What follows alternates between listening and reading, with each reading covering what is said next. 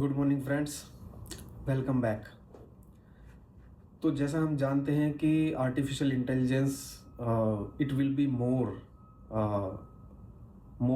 It will more penetrate into our life, it will be more adoption of artificial intelligence into our life as well as in our professional domain।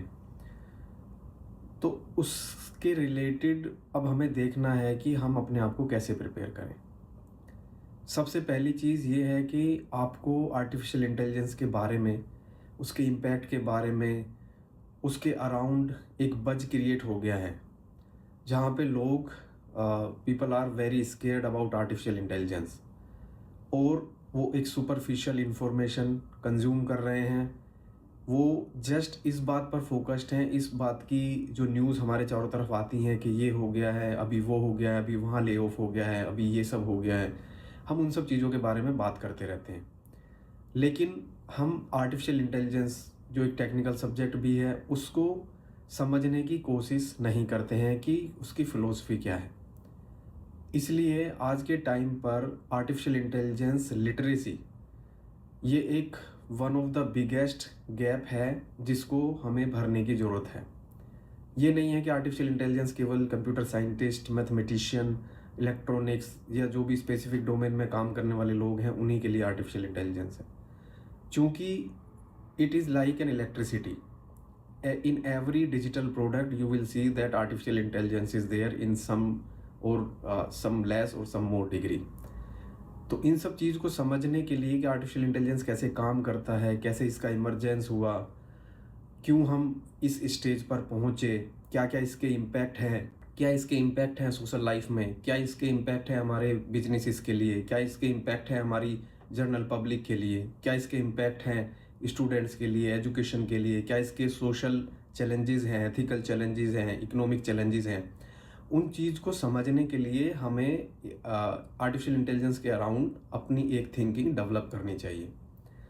और ये specifically academicians, students और policy makers, professionals उनके लिए तो है ही, बल्कि एक आम जनता के लिए, एक कॉमन पर्सन के लिए भी बहुत ज़रूरी है। क्योंकि digitalisation is the direction, digital transformation is the direction, और उसी तरीके से हमारा फ्यूचर चलता जाएगा। और हम चाहें ना चाहें हमें वो सर्विसेज, वो एक्सेस, सारी चीज़ें उसी के थ्रू मिलनी स्टार्ट होंगी। और यदि हम उन चीज़ों को नहीं सीखेंगे, उनके प्रति अवेयर नहीं रहेंगे, तो we will become victim of several problems. For example, यदि हमें इंटरनेट एक्सेस करना नहीं आता है, हमें साइबर स्पेस के बारे में जानकारी नहीं है, तो हमारे पास साइबर फ्रॉड हो सकते हैं। उसी तरीके से यदि हमारे पास आर्टिफिशियल इंटेलिजेंस के बारे में जानकारी नहीं है, आर्टिफिशियल इंटेलिजेंस टूल्स के बारे में जानकारी नहीं है, उसकी फाउंडेशन के बारे में जानकारी नहीं है, एक बेसिक अंडरस्टैंडिंग नहीं है, बहुत कॉमन सेंस डेवलप नहीं किया हमने आर्टिफिशियल इंटेलिजेंस के चारों तरफ, तो हम प्रॉब्लम फेस कर सकते हैं फ्यूचर में। तो इसलिए I would request everybody, irrespective of your profession, irrespective of your domain, you have to ensure that you are working on artificial intelligence, you are understanding artificial intelligence, you are utilizing artificial intelligence, and you are AI literate। So हमें इस चीज़ों के बारे में जानकारी रखनी है। तो इस पर्सपेक्टिव के साथ हमें आर्टिफिशियल इंटेलिजेंस को लेना चाहिए और अपने आप को प्रिपेयर करना चाहिए।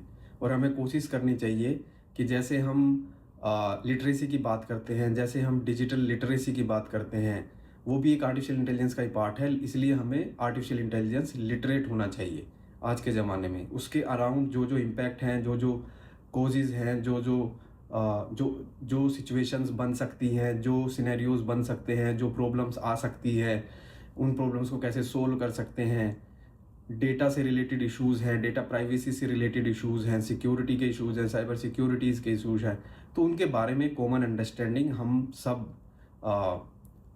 लोगों को होनी चाहिए। तो यही एक अच्छी डायरेक्शन होगी अभी के लिए। तो आप उस डायरेक्शन में बढ़े। Thank you so much.